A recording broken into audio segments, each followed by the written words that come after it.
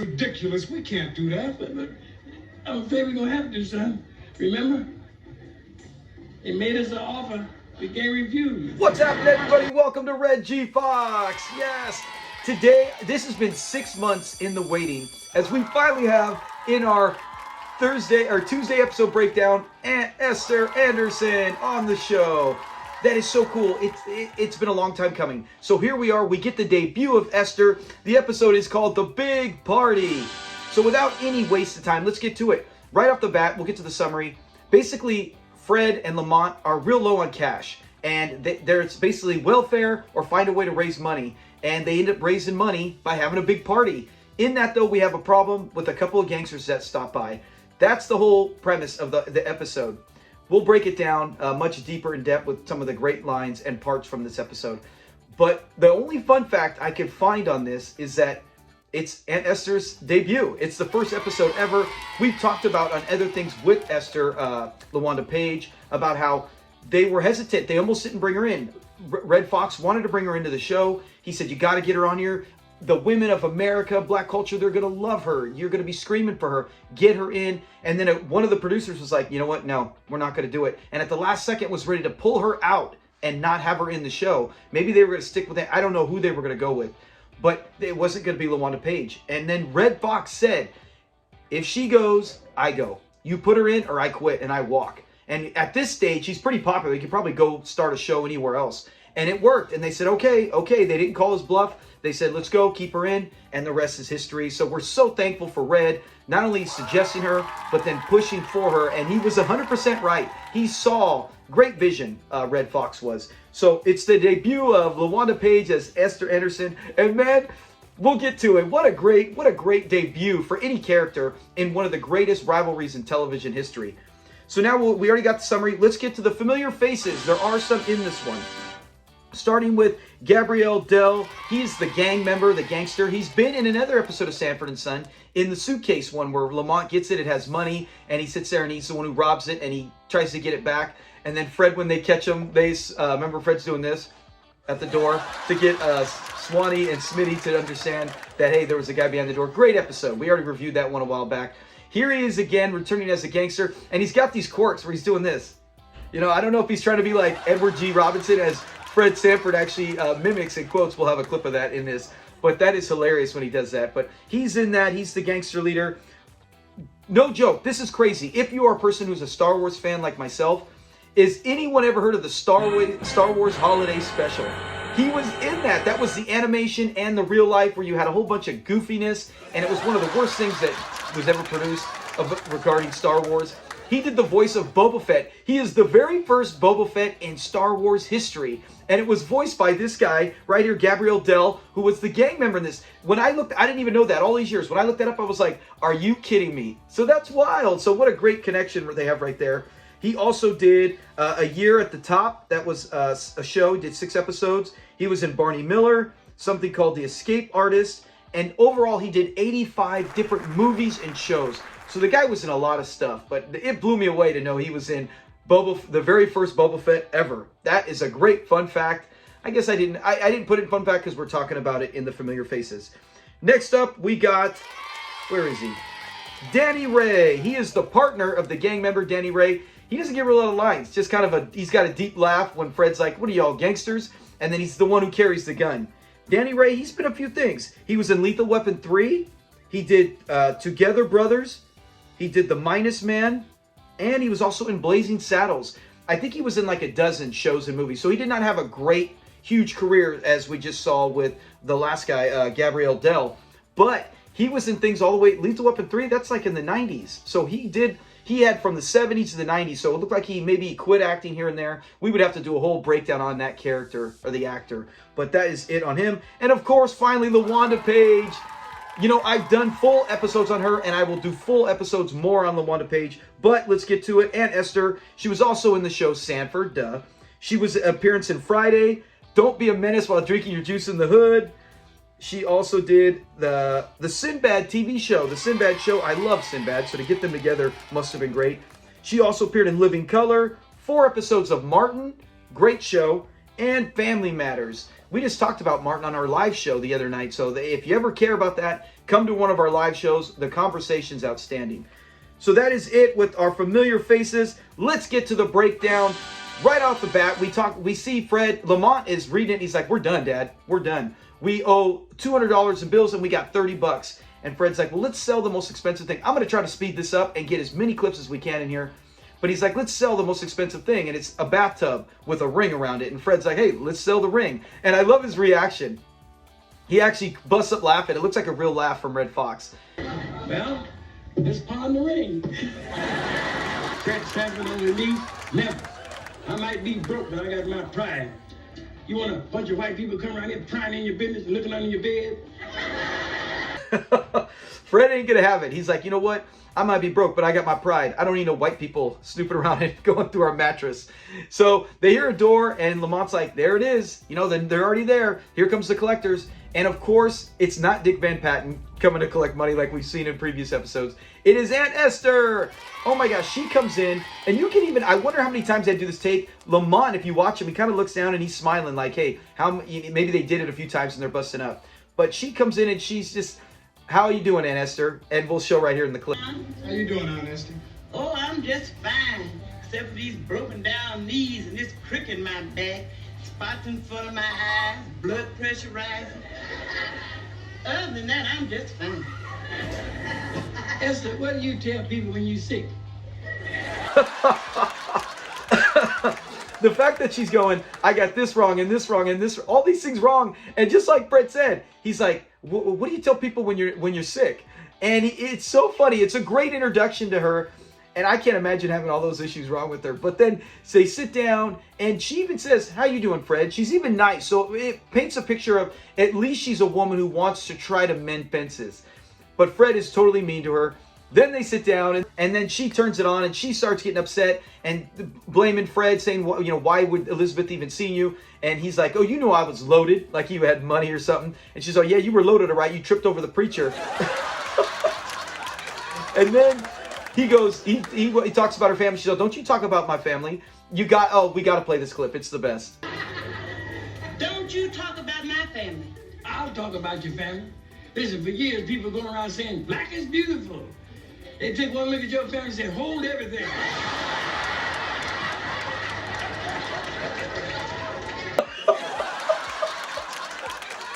Oh my gosh, black is beautiful, and then he puts a whole new spin on it. That's got to be one of the best insults I've heard when they start talking about, when she's like, don't talk about my family. And he says, hold everything.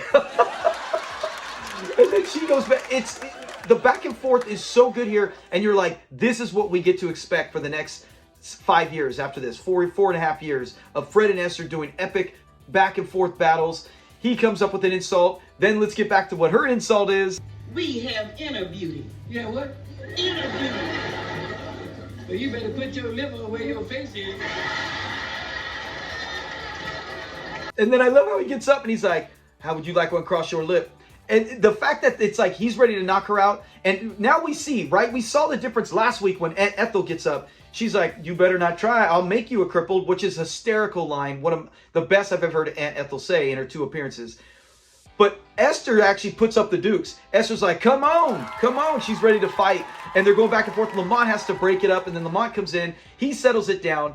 And now we get to the reason why she's here. Because Fred's like, why do you want to come here and start fights? You know, what are you even coming by to start fights? She's like, I don't want to start fight. And this is what I'm saying. You always see the biblical side of Esther, the Christian side of Esther, where she's like, you know what? I didn't come here to fight. I just wanted to ask a favor for you. She wants to bring her church friends over there. Fred calls them the Hackling Hens, and this ain't a hen house. He doesn't want her there. And she says, well, you know, and he says, why? Why do you want to bring them here? And she tries to give her reasons where she's like, oh, you know, it'll be great to spread the word, you know, come here and be a good example for you guys. Then second is because it'll be good for Lamont to hear this. And then third, Fred's all, and third, she's like, our normal places, we can't meet there. And Fred's all, bingo. He's like, you just want to basically come over here and use me. Well, you have asked it and been turned down it. Now find it someplace else it. That's Fred. And then Fred used the biblical version to say, no, get out. And then they're up at it again, ready to fight. And Fred's getting more aggressive. He's like, you better get out of here. And she's at least walking away. She's like, fine, I see the writing on the wall. I'm leaving. But one of the best is when he's like, oh, I'll hit you so hard. And then when she says this, And if you lay one hand on me, I'll unscrew your arm from your shoulder and beat your brains out. Just imagine her taking Fred's arm and beating his brains out. And the way she says it, and I believe it. I believe it. That's what I love about Esther, is that she always will challenge Fred. What a great opening scene. We've talked about this on a previous show where we said all the main supporting characters, what is the best introduction? Rollo had one of the best, Grady had one of the best, and Esther had one of the best. They were, and it's so hard with the humor. Esther was really on par with Fred. It was back and forth and she was dishing it out. So what a great introduction to her. We will see her more later. Then we get to, Fred comes back in and he's telling Lamont, you know what? Esther gave me an idea. Because she said her and her friends would pay for the refreshments. He's like, why don't we take that $30? Why don't we buy a bunch of food? You know how much food we can get, and throw a big party and charge admission. It's a very smart idea. And he's like, no, remember he had ideas where he's like, we could sell apples. Lamont said that, and Fred's like, because he used to do it back in the day. He's like, I can't sell apples with my arthritis. He's like, I can sell grapes. And Lamont's like, no, we shouldn't do any of this. Let's try to just, he said, I don't like that idea, Pop. He said, let's try to just extend the credit. So the phone rings, and then they go out there, and he's like, I'm going to extend the credit. It's the phone company. And so Fred's like, give me the phone. He takes it from Lamont, and he's like, what makes you think you come over and just cut someone's phone off? He said, if you come over to cut my phone off, I'll put my foot on your hello. The classic, they always do that at Sanford and Son. Hello. So now they lost the phone. You can't even extend credit. And I love when he's like, come to the cavalry. Oh, and he's singing. And what a great time. Well, of course, here, let's look at a clip. You stop sitting alone in your room. Come to the cabaret. Life is a cabaret, Okay. Fred's singing anytime, especially this one where he's like, oh, and he keeps doing it. Come to the cavalry. And then Lamont's like, finally has to tell him to shut up on that one because he was on the phone. But man, yes, they get to put his plan into effect, and they're going to throw that house party, which is brilliant in my opinion. So we cut to the next scene, and you see the parties coming from outside. It's inside. It's at every couch. People are having a good time. Lamont's there taking money, and then you got the rope blocking off the stairwell, and here comes Fred, right? We'll have a clip.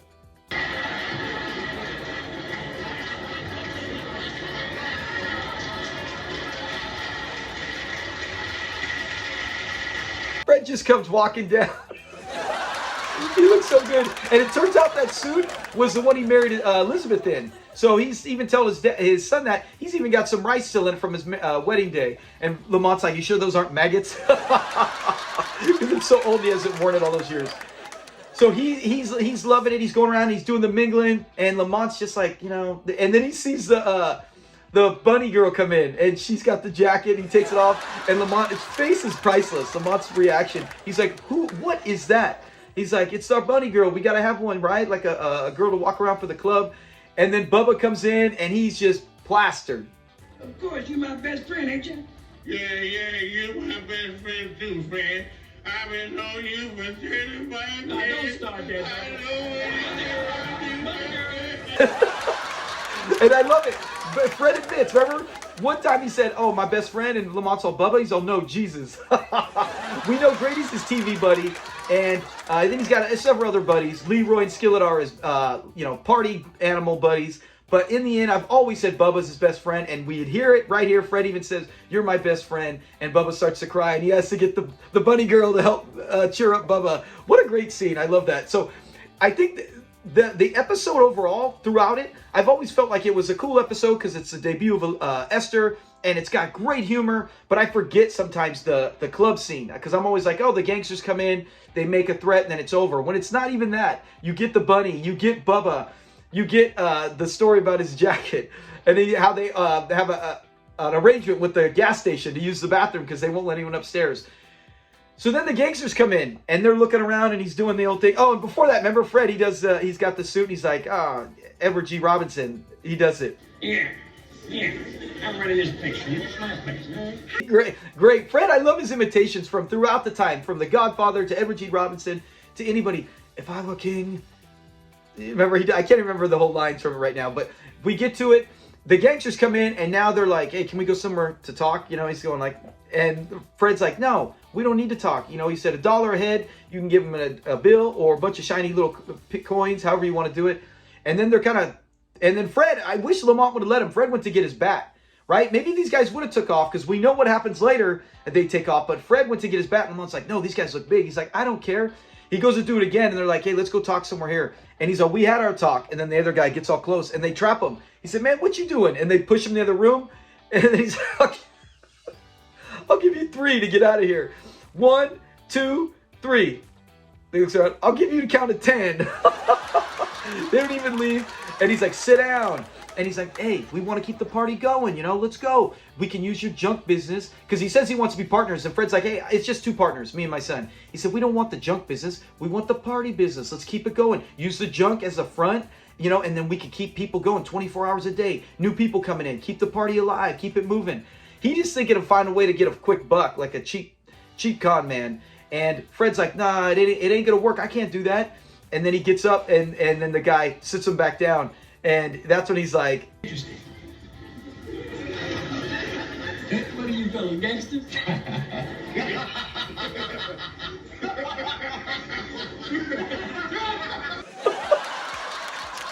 so it's not, Fred basically knows he's screwed. He's like, oh, you know, I got these guys, and they're going to have to do it. And he gets up, and he puts the gun in Fred's face because he's like, I can't do it. And then he's like, all right. You know, he's got the gun in his face. Let's do it, partners. And then Lamont comes in, and Lamont's like, hey, what's going on in here? And he looks tough. Lamont should have came in with the bat. And then the guy's like, oh, you know, hey, just to explain it, he'll explain it to you. We're partners. He's like, we ain't no partners. We don't need anything. You guys need to get out of here. And he turns around, and he's got the gun in his face. He's all, hey, partners. And they leave. Oh, and one of the best is when they leave, and Lamont's like, we can't do this, Pop. We can't do this. And then Fred says, I'm afraid we're going to have to, son. Remember? They made us an offer we can't refuse.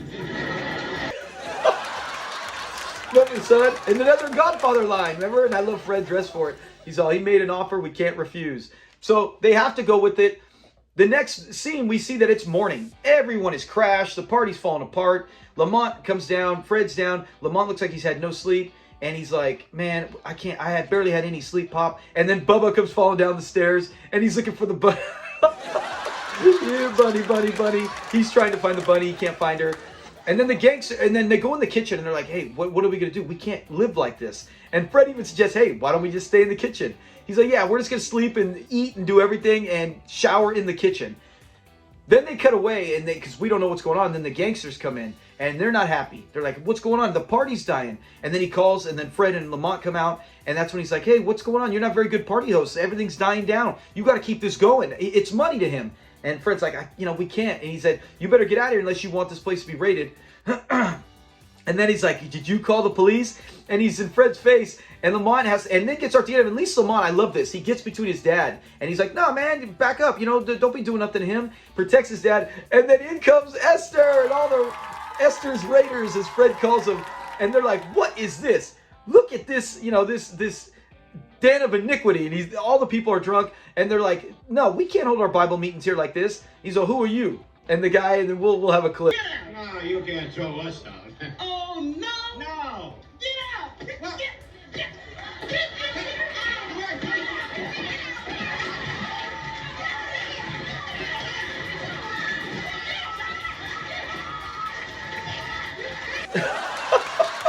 I love Fred. He's like, these are Esther's Raiders. And then Esther's like, oh, and he's like, you ain't making us leave. And she's like, oh no. And then they start hitting him, and I love all of them. If you watch the people in the background. One's hitting him in the butt, one's hitting him on the head. The women are just hitting like crazy. Everyone gets out. Then you see him running. I love the guy with the jacket over his head. He's still drinking. Little things like that crack me up. Maybe because we've seen the episodes 100 times. But it cracks me up and how he's drinking the beer. And then the women are running and no one's even there. They all get out. And you love Fred. He comes out and he's like he's going to fight someone. Him and Lamont. And Lamont's like, hey, I thought you said you called the police. He said, nah, I called Esther. Her and her group, they're tougher than any police. And he's right. And then they come in and they're going to go hold the Bible meeting. Fred's like, nah, there's nothing for me in there. You don't want me in there. And she's like, yes. And he ain't going. And then she's like, oh, yeah? And she starts hitting him. And see, that's what I'm saying. She'll take that. I don't see Ethel, any other family member doing that. Esther does. And it's a great introduction to how she is. I mean, what a way to paint Esther. From this point on, we know Esther won't back down.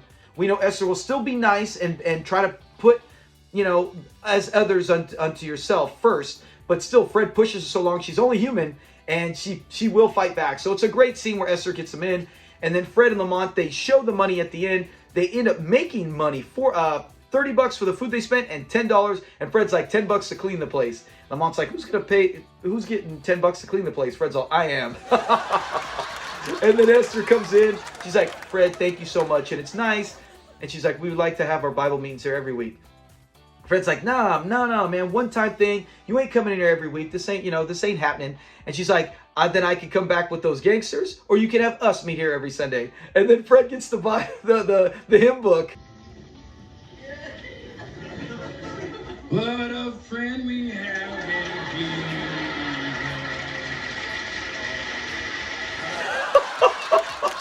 I always love that. What a friend we have in Jesus. I can always picture that at the end of this episode. I love Fred singing it, and Esther's there loving it. It's such a great ending. Great. I mean, this episode, I didn't put it in my top 10, but as in show history, right? Like, you might not have like the most funniest, but it's so impactful. This has to be one of the most impactful because it's groundbreaking for series history. We get Esther. This is where it all comes from. And they do such a great job of setting Esther up as the type of person she'll be through the rest of the show. You know, the only thing we don't know is anything about Woody yet, which we'll see down the line. But yeah, man, it is hilarious. Great introduction to Esther, and it's got to be top 20. I've had other people say it's in their top 10. The Big Party is in their top 10, and I'm not going to dispute it. You could take off at least 3 or 4 of mine on our channels list, and you could slide that in. I'm not arguing. You're not arguing. That's the thing. There's so many good ones. When it came to most impactful episodes in show history, this has to be in the top 5 because of everything that it revolves around with Esther and the setup and just the relationship we see between them. So that is it on The Big Party. IMDb gave it a 7.7. That's pretty good. I would actually think it would be 7.9. Close to an 8. Impact-wise, it's like a 9.5. But funny-wise, I do think it's 7.9, higher than some of the other ones they've graded with the same thing. So I hope you guys enjoyed it. Comment in below. Let me know your thoughts on this one. Is it a top 10? Would you put it in there? Is it impactful? Is it one of your favorites to watch? It is one that I love to watch. It's just, I've seen funnier episodes, but impactful-wise, this has to be one of the best. Thanks a lot, guys. Have a great week. We will see you in another day. We're going to have the next round, round 4. Be on the lookout for that poll, and then we'll follow that up with Friday's episode, where Fridays with Fred, where we talk about the 4 members. As we're getting near the end of that tournament, man, there's only a few rounds left, and it's been outstanding. Thank you for everyone who's voted. Have a great week, and we will talk to you later. Peace. Who are they? Huh? These Esther's Raiders.